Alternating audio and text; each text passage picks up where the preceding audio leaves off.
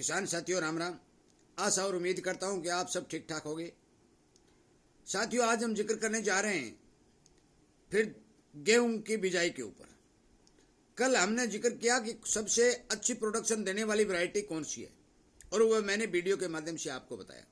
साथियों, मैं किसान को सावधान सचेत करने के लिए मेरे अनुभव के हिसाब से और जो भी फसल होती है उसके फसल के जानकार जो यूनिवर्सिटियों के अंदर विशेषज्ञ होते हैं उन सब से विचार विमर्श करके उनसे हर एक बात की जानकारी लेकर के एक वीडियो हर बात पर रोजाना अपलोड कर रहा हूं।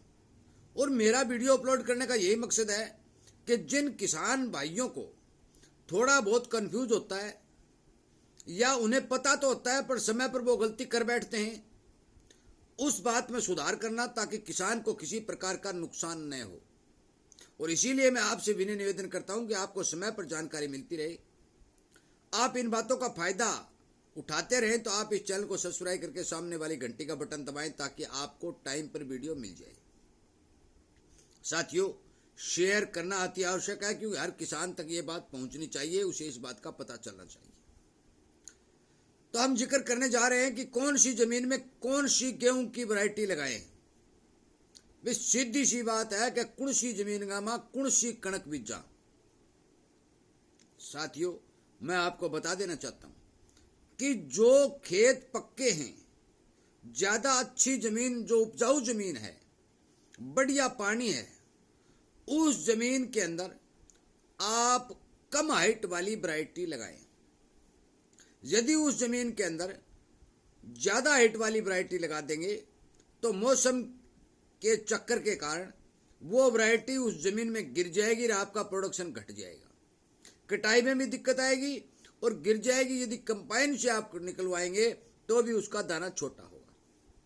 इसलिए उपजाऊ जमीनें जो पक्की जमीनें होती हैं, अच्छा पानी वाली होती हैं, उन जमीनों के अंदर, उन खेतों के अंदर आप कम हाइट वाली वैरायटी लगाएं।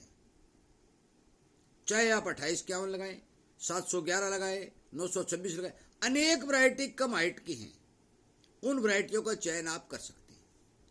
परंतु इसके विपरीत साथियों, जिन खेतों के अंदर बालू मिट्टी की संख्या ज्यादा है, मतलब बालू मिट्टी ज्यादा है, बेड़ू मिट्टी ज्यादा है, नरम खेत हैं, हल्का पानी है, या नरम खेत है परंतु पानी तो अच्छा है, उस खेत के अंदर साथियों आप जिस वैरायटी की हाइट अच्छी हो उस वैरायटी का चयन करें। क्योंकि बोनी किस्म उस खेत में नहीं चलेगी, ये आप नोट कर लेना। हल्की जमीन के अंदर जितनी भी बोनी किस्में हैं वो नहीं चलेंगी, क्योंकि जितनी बोनी किस्में हैं कम हाइट वाली है, उनकी प्रोडक्शन देने की मात्रा बहुत ज्यादा होती है। उन्हें ताकत वाली जमीन की जरूरत होती है और वो ताकत वाली जमीन के लिए ही बनाई गई है। परंतु हल्की जमीनों के लिए 2967 जैसी जो वैरायटियां हैं वो कामयाब हैं और उन्हीं वैरायटियों को लगाना चाहिए।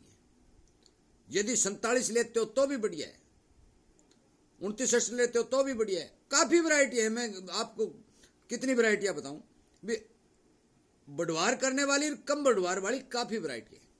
तो आपको इस बात का ध्यान रखना है कि यदि आपके खेत के अंदर बालू मिट्टी की भरमार है या बालू मिट्टी ज्यादा है, ऊपर ऊपर बालू मिट्टी है, नीचे लाल मिट्टी है, तो गेहूं की जड़ ऊपर ऊपर वाली जमीन में होती है, उस खेत में भी आप इस बात को नोट करें कि आप जो किस्म बढ़वार लेती है वो किस्म लगाएं। यदि आपने बोनी किस्म लगा दी तो मान के चलो वो बोनी तो है ही है और आपकी जमीन में इतनी ताकत नहीं है तो वो और बोनी रह जाएगी और उसका जो तूड़ा होगा वो इतना सख्त होगा कि आपके पशु उसे खाएंगे भी नहीं, क्योंकि बोनी जमीन के अंदर वो फुटाव नहीं लेगी। बोनी हल्की जमीन के अंदर वो फुटाव नहीं लेगी और बिना फुटाव के आपका प्रोडक्शन घटेगा। इसलिए साथियों, जिन किसान भाइयों के हल्की जमीनें हैं उन किसान भाइयों को मेरी सलाह है कि आप हाइट वाली वैरायटी लगाएं और जिन किसान भाइयों की अच्छी जमीनें हैं उन किसान भाइयों को मेरी सलाह है कि वो बोनी वैरायटी लगाएं, ताकि प्रोडक्शन किसी तरह का घटे ना। साथियों, मेरी आप माने या ना माने, आप लगा के देख ले, आपको खुद को पता चल जाएगा। आप अपने अड़ोस पड़ोस के अंदर देख लें, हर गांव में अच्छी और हल्की दोनों ही, भारी और हल्की दोनों ही मिट्टी होती है, दोनों ही प्रकार के खेत होते हैं। आप उन खेतों में जाकर देख, पिछले साल जो सिस्टम था, जिस खेत के अंदर हल्की थी, बोनी किस्म लगाई हुई थी, हल्की जमीन थी, उस किस्म को देखिए, और हाइट वाली उस खेत में लगाई हुई उस किस्म को देखिए। आप खुद ये कह देंगे कि वास्तव में ही जो बोनी किस्म है उन्हें अच्छी जमीन की जरूरत होती है, अच्छी मिट्टी की जरूरत होती है। साथियों, इस तरह की जानकारी इस चैनल के ऊपर रोजाना अपलोड की जा रही है। एक जानकारी, सरसों के 5-7 वीडियो बनाए, अब गेहूं के चल रहा है, जौ की बिजाई होगी तो जौ के भी बताए जाएंगे। वैरायटियां काफी हैं इसकी गेहूं की, तो वैरायटियां नहीं गिनाई जा सकती। सबसे अच्छी वैरायटी मैंने बता दी। आगे हम जिक्र करेंगे कि गेहूं के अंदर सबसे बढ़िया जो खाद है वो खाद कौन सी देनी चाहिए। और गेहूं के अंदर एक रोग आता है कि छोटी छोटी गेहूं उगते समय तीसरे और चौथे पत्ते के अंदर जो नीचे नीचे पीला पत्ता होकर खराब होने लगती है, वो नीमाटोड नामक रोग होता है। उस नीमाटोड को रोकने के लिए भी आपको एक वीडियो अपलोड किया हुआ मिलेगा, एक वीडियो उसके लिए बनाया जाएगा। खाद की मात्रा लगभग समान ही किसान दे रहे हैं, परंतु हर वैरायटी के अंदर खाद की मात्रा का निर्धारण अलग अलग किया गया है।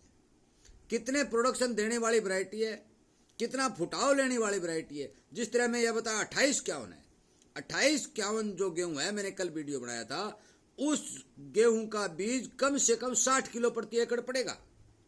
परंतु कुछ वैरायटियां ऐसी हैं कि जिनका 40 किलो ही पड़ता है। 40 किलो उस वैरायटी का पड़ता है जिस वैरायटी के अंदर फुटाव ज्यादा होता है, परंतु 2851 के अंदर फुटाव बहुत कम है, 3 या 4 या 5 ताड़ निकलती है, जिस कारण हमें बीज की मात्रा ज्यादा लेनी पड़ती है। आगे बात रही, जो हम बिजाई शुरू करेंगे और फिर पछेत भी लेट भी करेंगे, जो हम लेट बिजाई करेंगे तो हमें बीज की मात्रा हर वैरायटी की बढ़ानी पड़ेगी। इस पर भी एक वीडियो वो अलग से बनाया जाएगा कि हल्की जमीनों के अंदर हम कितना बीज लें और अच्छी जमीनों के अंदर कितना बीज लें।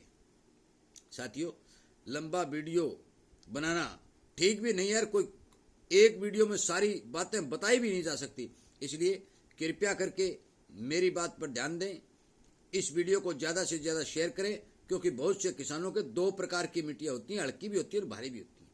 और किसान गलती कर बैठता है और गलती होने के बाद अब पछता है, क्या होता है, चिड़िया चुग गई खेत, जब जमीन में बीज पड़ गया तो पड़ गया, उसी से संतोष होना पड़ेगा। इसलिए कृपया करके इस वीडियो को ज़्यादा से ज़्यादा शेयर करें। यदि आपका कोई प्रश्न है तो आप कमेंट के माध्यम से प्रश्न करें। और बहुत से किसान भाइयों के पास मेरे फ़ोन नंबर भी हैं, यदि कोई ज़रूरी बात है तो आप मेरे को फ़ोन भी कर सकते हैं, बिना कोई ज़रूरी बात के फ़ोन करके डिस्टर्ब नहीं करें। इसलिए मेरा आपसे विनम्र निवेदन है कि सभी किसानों को किसान हित में काम करने के लिए जितनी भी आप खुद के पास जानकारी है वो भी और दूसरे किसानों तक बताने की कृपा करें, ताकि किसान को ठीक ठाक जानकारी मिले और किसान के घर अच्छे पैदावार के भंडार भरें, ताकि किसान खुशहाल हो। साथियों, आप सबको पता है कि आज किसान बिल्कुल ही घाटे में चल रहा है। यदि हम संगठित होकर काम करेंगे, एक दूसरे से विचार विमर्श करके काम करेंगे, तो हम जरूर विजय प्राप्त करेंगे, जरूर हमारी जीत होगी।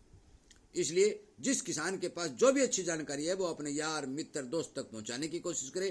कमेंट के माध्यम से इस चैनल के ऊपर यदि कमेंट करेंगे तो मान के चलो कि हर किसान तक वो बात जाएगी। इसलिए हर किसान को ये बात सोचनी चाहिए कि जिस किसी के पास अच्छी जानकारी हो वो जरूर किसानों को किसी न किसी माध्यम से, चाहे फेसबुक हो, यूट्यूब हो, किसी न किसी माध्यम से जरूर पहुंचाए। साथियों, वीडियो सुनने के लिए, चैनल को प्यार देने के लिए और किसान हित में काम करने के लिए आपका बहुत बहुत धन्यवाद।